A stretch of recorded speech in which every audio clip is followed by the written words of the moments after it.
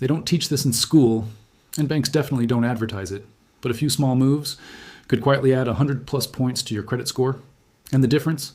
Thousands of dollars, either saved or lost. Right now, your credit score is silently deciding your financial future, your interest rates, your loan approvals, even your financial freedom. But here's the problem. Most people are playing a game without knowing the rules. And today, you're about to see the moves banks hope you never learn. Everyone says, keep your credit utilization under 30%. Sounds simple, right? But here's what they don't tell you. That number is already too high. Because the real game starts below 10%. Let's break it down. Imagine you have a $1,000 credit limit. You spend $300. You think you're safe, but your score quietly drops anyway. Why? Because lenders don't reward safe. They reward controlled risk.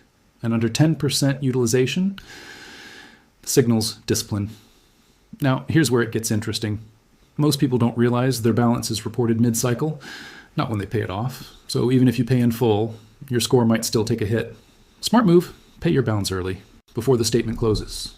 This one shift can change how lenders see you overnight, but that's just the beginning. You've heard this before. Always pay on time. But timing is more powerful than people think, because there's a hidden window where your payments matter more. Let's say your due date is the 25th. Most people pay on the 24th. Technically correct, but financially not optimized, because your statement likely closed earlier. Meaning, your high balance was already reported. So even perfect behavior looks risky on paper. Now imagine this instead.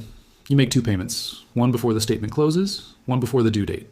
Now your reported balance drops, your utilization looks lower, and your score starts reacting differently. Same spending, different timing, different result. Comment yes if you've never heard this before, because what comes next, most people completely ignore. Banks love complexity because the more confused you are, the more they profit. You've probably heard you need different types of credit. Credit cards, loans, installments. But here's the twist. It's not about having more accounts. It's about how they interact. Let's say someone opens a personal loan just to improve their mix. Bad move. Because now they've added interest. Without improving behavior, smart investors do it differently. They build credit naturally.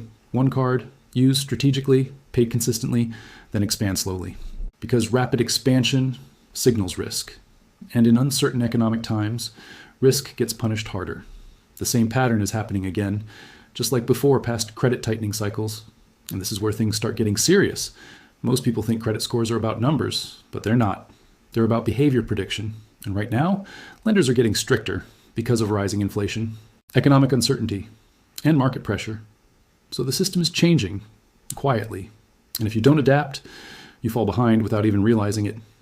If you want to understand these signals before everyone else, keep following US Finance Insight. Now let's talk about the move. That can boost your score faster than anything else. This one feels almost unfair, but it works. You get added to someone else's credit card with perfect history, low utilization, and suddenly that history becomes part of yours. Your score can jump without spending a single dollar. But here's the catch. If that account is mismanaged, you inherit the damage too. So it's not just a trick, it's a calculated risk. And smart users only connect to strong profiles, because in today's economy, your financial network matters more than ever. Have you seen someone's score jump like this? Or did it happen to you? Because what we're about to cover next is the most underestimated factor of all. Time is your biggest advantage and your biggest mistake if you reset it.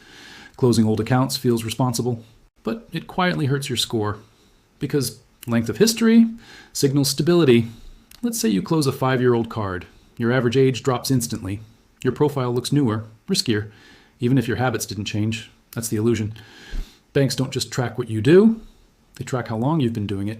History doesn't repeat, but it rhymes. And long-term consistency always wins in credit systems. Smart investors don't chase hacks. They understand systems. They watch signals. Rising interest rates, tighter lending, stricter approvals. These aren't random. They're connected. Your credit score is just one piece of a bigger financial puzzle. And right now, that puzzle is shifting. So instead of reacting, start positioning. Lower your risk profile. Control your utilization. Think long term. Because access to credit will matter more in the coming years. So here's the reality.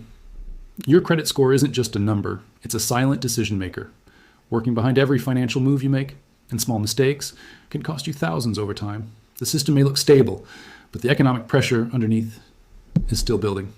And the people who understand it early always come out ahead.